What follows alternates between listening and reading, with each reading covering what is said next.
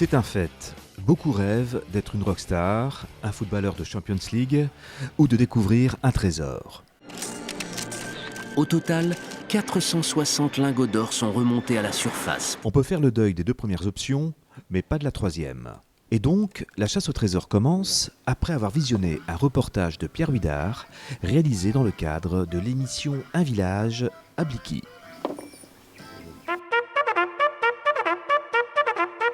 Et si vous aimez les histoires de guerre, en 1940, au moment de l'invasion, un groupe de 4 chars anglais s'est trouvé perdu ici dans les bois de la propriété et l'un a commencé à s'enfoncer dans la vase et a disparu. Il y a eu des recherches, mais c'est un char de 25-30 tonnes et donc il s'est complètement enfoncé. Il est où ce char ? Et ce char se trouve donc là-bas au bord de l'étang, juste derrière les oies et les canards. Il y a des traces précises de cette histoire. Oui, tout à fait. On a des photos de 3-4 chars, dont l'un en train de s'enfoncer dans l'étang avec mon grand-père dessus avec un de ses petits-enfants. La petite histoire dit que la paye du régiment se trouvait dans le char qui est évidemment sous la vase. Donc si ça vous intéresse, vous pouvez venir creuser. Un char anglais de la Seconde Guerre mondiale, intact, englouti dans l'étang d'une propriété à Blicky. Quelle belle histoire. Et si on le sortait de là ? Cela a déjà été fait dans des pays de l'Est, comme en Pologne ou en Russie. Un tank de la Seconde Guerre mondiale retrouvé quasiment intact en Pologne. Ce modèle, appelé Valentine, avait été utilisé par l'armée rouge contre les nazis en 1945. Les spécialistes pensent que l'engin de 17 tonnes avait alors cédé sous la glace de la rivière dans laquelle il a été retrouvé. Avec l'aide de quelques amis et des forces vives locales, on pourrait l'exposer dans le seul musée d'armes de la région, le musée d'histoire militaire de Tournai. J'ai déjà entendu parler de cette histoire, mais sans plus. C'est à la fois intéressant, mais surtout alléchant, parce qu'évidemment, la perspective d'un char oublié dans les étangs de Blicky, c'est toujours une source d'intérêt pour quelqu'un qui cherche à augmenter ses collections. D'après les photos visibles dans ce reportage, il s'agirait d'un char anglais Matilda II, mieux connu sous le nom de Reine du désert. Un engin de 24 tonnes qui a tenu la dragée haute à l'Africa Corp de Rommel pendant la guerre du désert en Afrique du Nord. Ce serait donc le seul char anglais survivant de la campagne de France. Tous les autres ont été perdus lors de l'évacuation à Dunkerque. L'intérêt, justement, c'est qu'il s'agit de matériel de mai 40, qui est beaucoup plus rare que le matériel, évidemment, de 44. Évidemment, ce serait une prise remarquable pour un musée comme le nôtre qui s'attache à l'histoire de Tournai et donc forcément à la bataille de l'Escaut de mai 40. Axel Duroy de Blicky, le propriétaire de l'étang, se montre ouvert à une opération de sauvetage. Après avoir contacté la société de levage du four, ceux-ci acceptent de participer gracieusement à l'opération. Quant à la région wallonne, elle ne voit pas d'opposition à ce que l'on tente l'aventure pour récupérer ce char, si c'est pour l'exposer dans un musée. Il y a 6-7 ans, il y a un groupe d'amateurs franco-belges qui est passé. Avec des baquettes, il a retrouvé vraiment, d'après lui, un endroit où ça correspondait à la taille d'un char. Il y a un plongeur équipé avec des palmes comme ça. J'ai pris des photos qui est entré dans l'eau, mais c'est pas évident. D'abord de s'équiper, puis d'entrer dans sa dos et le reste de la vase. Il n'a rien vu, il a perdu une palme. J'attends tous les ans, je viens voir si la palme ne remonte pas à la surface. La première chose à faire, je pense que c'est la localiser, s'il est par là, et voir un peu la portée par rapport à... Et surtout, où elle se trouve par rapport aux arbres et par rapport à la berge, quoi. C'est ça. C'est la première chose à faire. Sur les photos disponibles, l'on voit que ces deux Matilda portent le nom de Glanton et Gloucester. Preuve qu'ils appartiennent à la 7e division blindée britannique. Le nom de chacun de leurs chars commençait en effet par la lettre G, la 7e lettre de l'alphabet. Ces photos montrent qu'ils ont été tous deux récupérés par les Allemands, vraisemblablement à l'été 1941. Seulement, l'on parle de 3, voire de 4 chars présents dans les bois de Blicky à l'époque. La photo qui est prise en hiver, il faut remarquer que cette photo est prise en vue plongeante.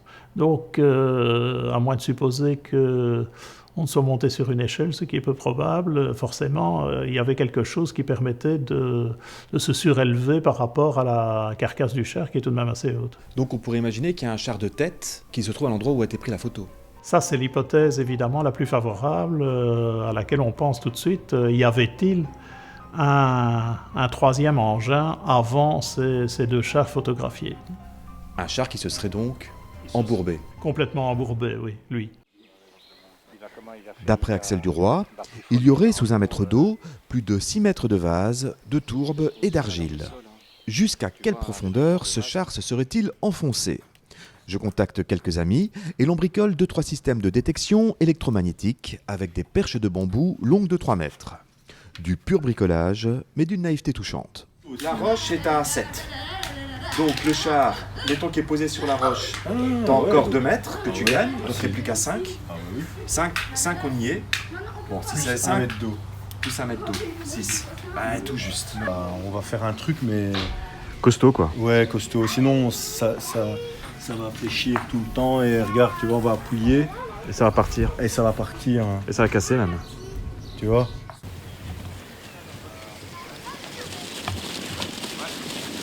Direction Blicky, accompagné de quelques amis, de Charles Deligne et de Stéphane Berton.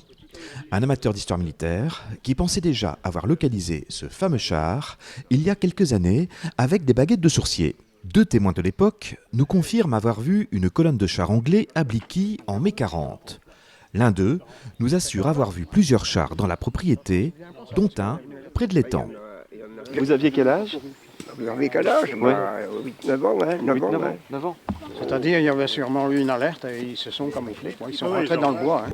Et vous vous rappelez d'avoir vu des chars ici à cet endroit-là? Ah oui, j'ai vu là. Je suis venu une fois ou deux avec un grand-père et le mouton. Hein? Et il était encore là. Et puis il est parti. Et quand on a nettoyé l'étang, c'est dans les années 80 quelque chose, ils ont travaillé avec 3 grues. Hein? Ouais. Et il y a un des grutiers qui l'a senti. Il a senti? Ouais. Et ceux qui sont venus avant vous autres pour repérer, ont contacté ce grutier-là pour avoir l'endroit, mais il n'a pas voulu le révéler. Ah ouais, j'ai connu le grutier, ben ouais, je connaissais bien. Donc d'après vous, il y a vraiment un char qui est là en dessous? Oui, mais au fond, il est parti tout doucement, et au fond, ben, c'est tout marécage. Hein. Ça te dit quelque chose, Stéphane? Là. On commence par les baguettes? Attention, je largue les amarres. Ouais, on est bon là. Juste là, tu vois, là. Sous les arbres.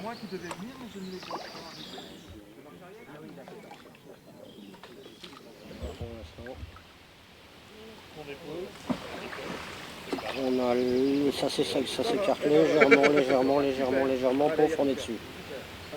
C'est déjà une grosse bête quand même. Hein. Ouais. Dans les temps, la pêche à l'aimant ne donne pas grand-chose, si ce n'est une plaque de métal et une cartouche de Mauser allemand. Aucune trace de munitions anglaises. Et, à l'endroit indiqué par les baguettes de sourcier, les tiges de bambou s'avèrent inefficaces. Non, c'est plus sortir. C'est enfoncer. Tu vois? Ouais. Vous avez coincé la perche? Ouais, elle est à moins. Elle est profondément enfoncée. Peut-être qu'elle est montée, hein? Non, elle était pas montée, c'est du solide, tu sais. Non, il faut l'enlever, les gars, pour la faire comme ça, c'est moche. Ouais, mais c'est l'autre équipe qui va l'enlever. Si les recherches sur le terrain ne donnent rien, les recherches historiques, elles, avancent.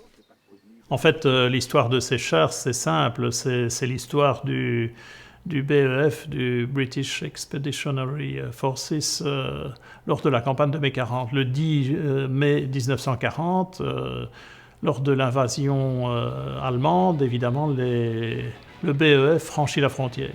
Et dans ces chars, il y avait des Vickers, des Vickers qui sont des chars légers de reconnaissance. Il y avait des Matilda 1, qui sont des chars un peu archaïques, sous-armés et sous-motorisés, et un peu plus d'une trentaine de chars flambant neufs, Matilda 2, qui sont des chars d'une qualité supérieure, très bien armés, sont des chars d'infanterie encore, mais très bien armés pour l'époque, et surtout qui disposent d'une cuirasse, d'un cuirassement très, très performant.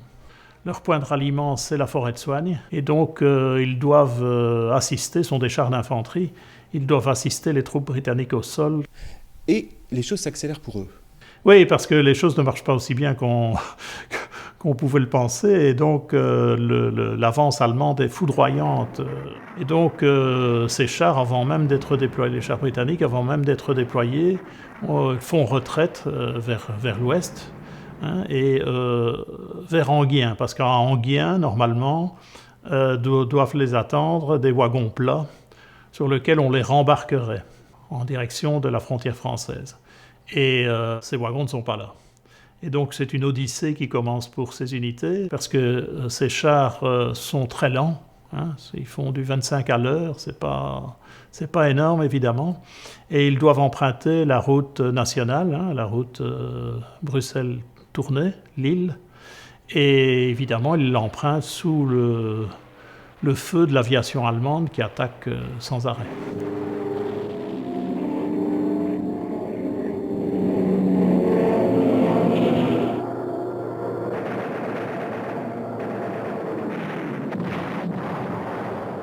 Donc c'est vraiment un parcours tragique pour ces chars.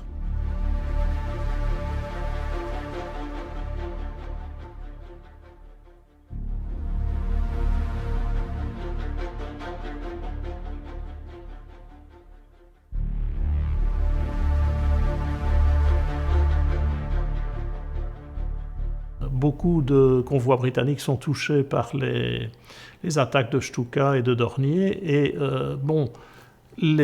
on lit dans les documents d'époque que ces chars quittent la nationale pour suivre un parcours parallèle dans les routes de campagne moins exposées que la route nationale. Et donc, probablement que certains d'entre eux se sont perdus, en fait.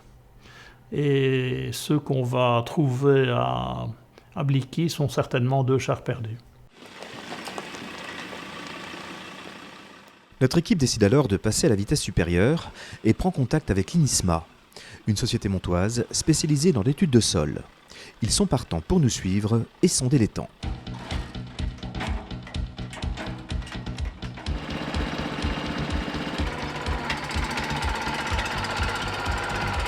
En fait, là, on fait un sondage au pénétromètre statique. Là, apparemment, on a des faibles valeurs jusqu'à 1,80 m.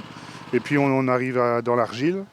Et donc, le socle serait apparemment à peu près 7,50 m de profondeur. Donc, d'après vous, le char serait à quelle profondeur? À 7,50 m? Bah écoutez, non, c'est pas possible, puisque le char, lui, n'a pas pu s'enfoncer, je veux dire, dans l'argile. Enfin, ça, c'est mon avis personnel. Et je veux dire, à mon avis, le char, lui, il peut se trouver dans les zones de tourbe. Donc le maximum, je dirais, 2 m, 2,50 m de profondeur. Et comme le char fait à peu près 2 mètres de hauteur, à peu près 1 mètre, on devrait le toucher.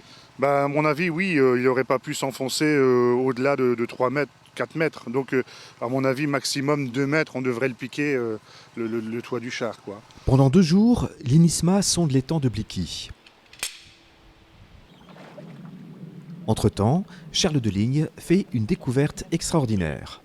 Il découvre, dans un livre de propagande allemande, Mit Hitler in Westen, des photos des chars de Blicky en flammes. Un livre à la gloire du Führer, écrit et photographié par Heinrich Hoffmann, le photographe personnel d'Hitler, et édité en 1940 à plusieurs millions d'exemplaires.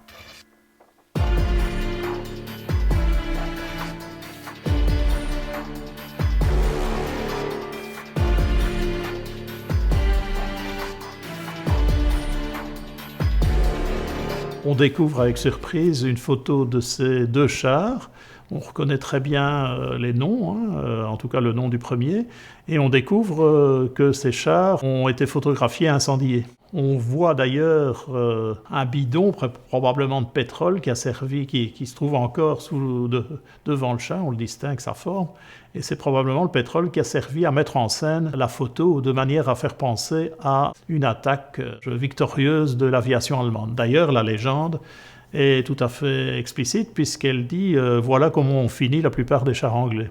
De la pure propagande. Et on retrouve en tout cas une photo de la même série dans un autre livre qui a été édité beaucoup plus tard. Hitler im Westen est édité en septembre et l'autre est édité en décembre, à Bruxelles d'ailleurs. C'est un livre, cette fois non plus en allemand, mais en français. Et c'est un livre qui démonte les informations des journaux de guerre alliés, avec une légende totalement inventée. On les décrit incendiés à Sedan. Or, bien sûr, il n'y a jamais eu de char anglais à Sedan. On retrouve également un document sur Internet où on retrouve le témoignage du fils d'un des mécaniciens du char.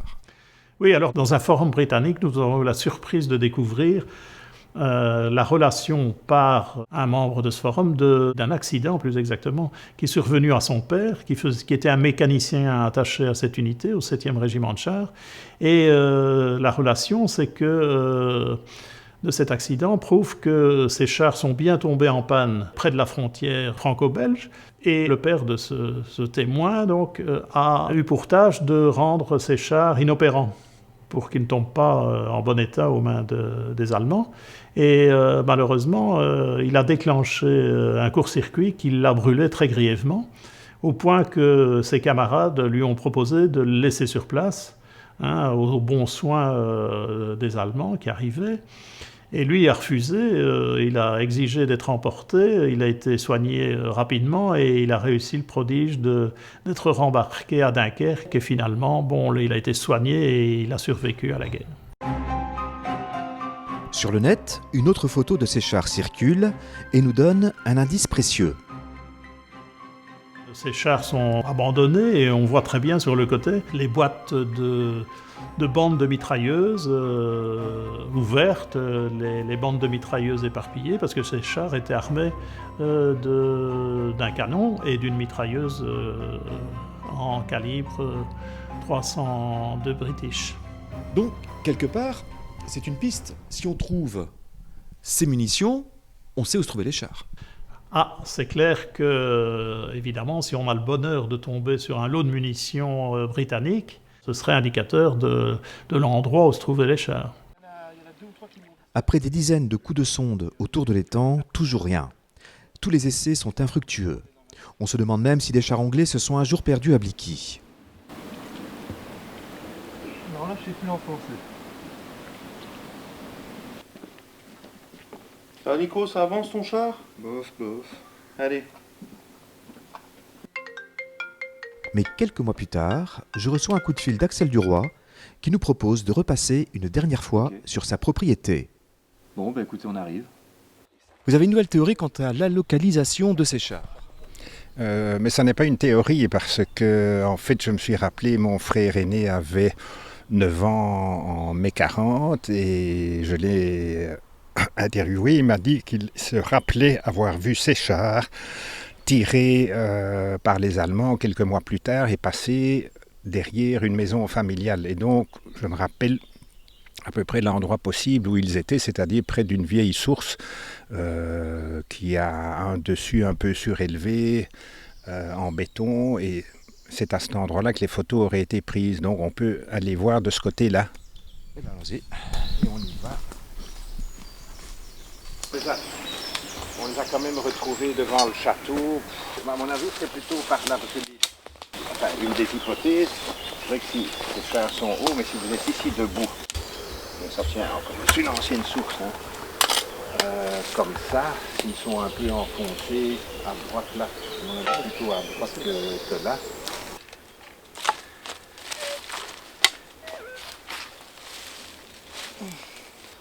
C'est quoi? Cartouche anglaise. C'est fait? Oui. On l'a trouvé?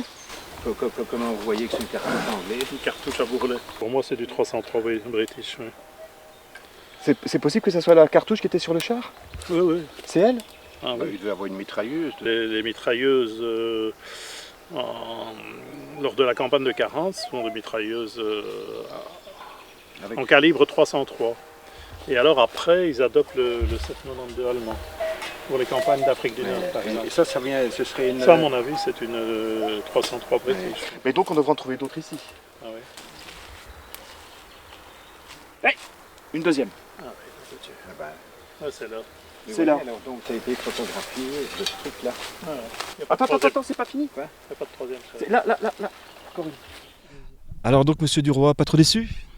Mais non, tout à fait, puisque l'on a retrouvé l'emplacement des 2 chars, puisqu'il y avait une trentaine de cartouches autour. C'est le principal. Reste le mystère d'un char qui aurait été englouti, mais ça c'est autre chose. Hein. Mais au moins les 2 chars dont on a des tas de photos, on sait où ils étaient, au centimètre près. Voilà. Et donc évidemment, c'est peut-être un peu aussi une légende urbaine, une légende de Blicky qui trouve son épilogue. Tout à fait.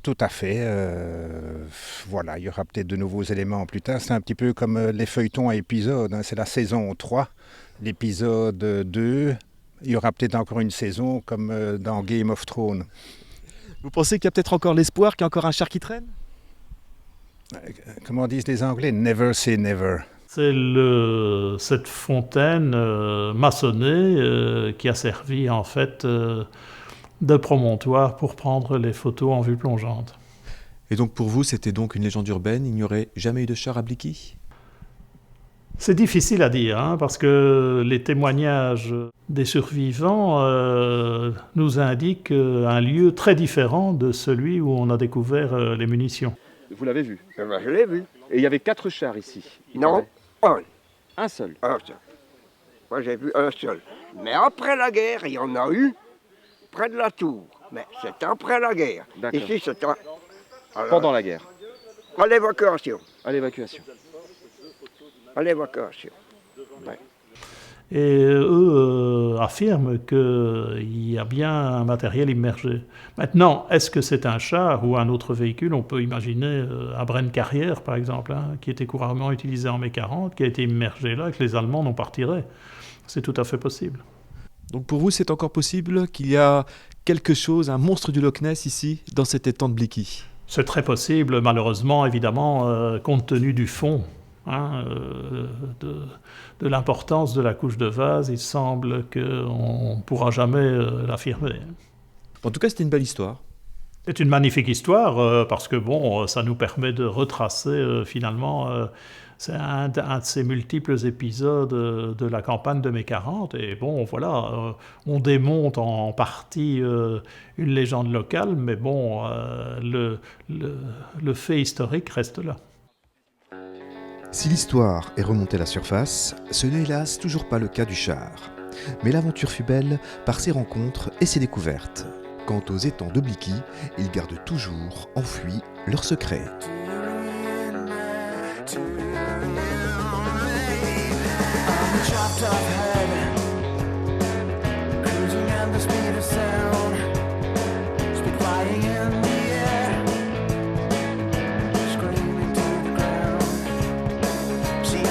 Project I